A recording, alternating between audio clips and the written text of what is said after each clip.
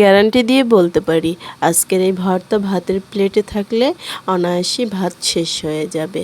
আজকের এই ভর্তা এতটাই মজার এবং দুর্দান্ত টেস্ট হয়ে থাকে। বন্ধুরা আসসালামু আলাইকুম।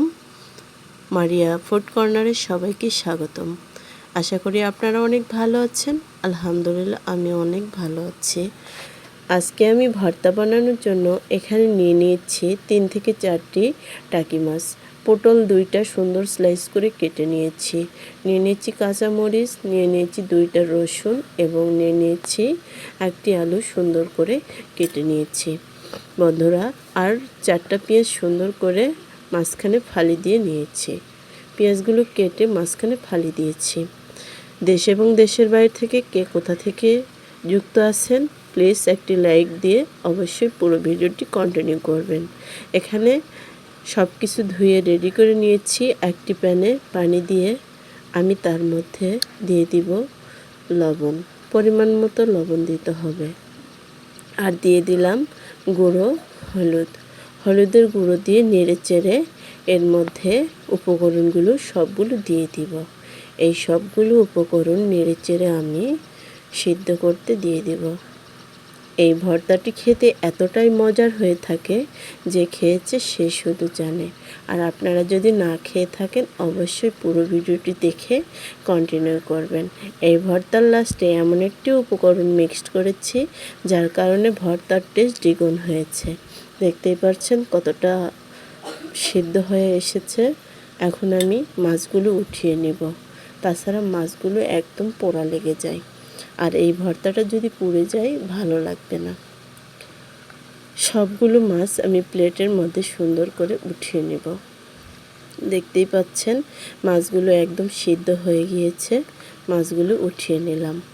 আমার পটল আলু এবং যেগুলো উপকরণ আছে সবগুলোই সিদ্ধ হয়ে গিয়েছে। এই মাছগুলো উঠিয়ে নিলাম। তারপর এগুলো পানি একদম শেষ হওয়া অবধি অপেক্ষা করব।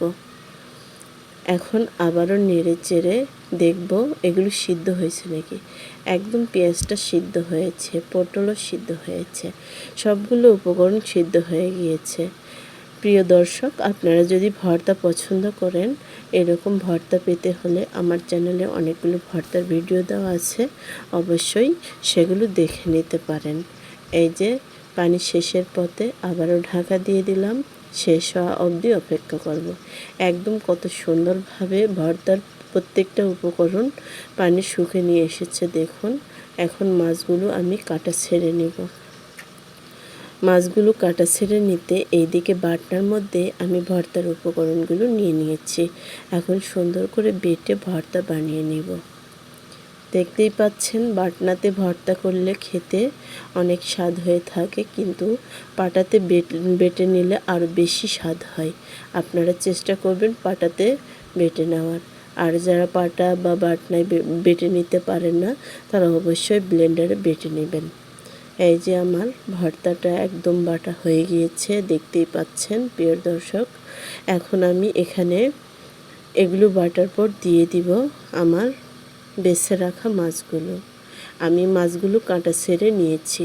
আপনারা আপনাদের পছন্দ মতো মাছের কাঁটা সহও ভর্তা করতে পারেন, কিন্তু মাছের কাঁটা ছাড়া ভর্তা করলেই খেতে বেশি মজা হয়ে থাকে। এখন এখানে অ্যাড করে দিব মাছগুলো দিয়ে আবারও সুন্দর করে বাটনাতে বেটে নিব। এভাবে আপনারাও বাসায় ট্রাই করবেন এবং গরম ভাত মজা করে খেয়ে নেবেন। এই ভর্তাটি খেতে এতটাই লোভনীয় হয়েছিল যা বলে বোঝাতে পারবো না। এই যে আমার বাটা হয়ে গিয়েছে, এখন সুন্দর করে মিক্সড করে নেব। দেখতেই পাচ্ছেন। আর ভর্তার স্বাদ বাড়ানোর জন্য আমি লাস্টে এমন একটি উপকরণ দিয়েছি, তা অবশ্যই ভর্তার স্বাদকে অসাধারণ করে তোলে। আপনারা দেখতে থাকুন, তাহলেই বুঝতে পারবেন সিক্রেট জিনিসটি কি। এই যে আমি এখানে সেই উপকরণটি অ্যাড করে দিলাম খাঁটি সরিষার তেল। খাঁটি সরিষার তেল যে কোনো ভর্তায় যদি কাঁচা অ্যাড করা যায় তাহলে ভর্তার টেস্ট দ্বিগুণ হয়ে যায়। আর এই ভর্তা গরম ভাতের সাথে একদম পারফেক্টভাবে খাওয়া যায়। এর স্বাদ কোনোদিনও ভোলার মতো না। দেখতেই পাচ্ছেন এভাবে ভর্তাটি বানিয়ে নিলাম। আমার ভর্তা একদম রেডি। আর এই ভর্তাটি খেতে হলে পুরো ভিডিওটির সঙ্গে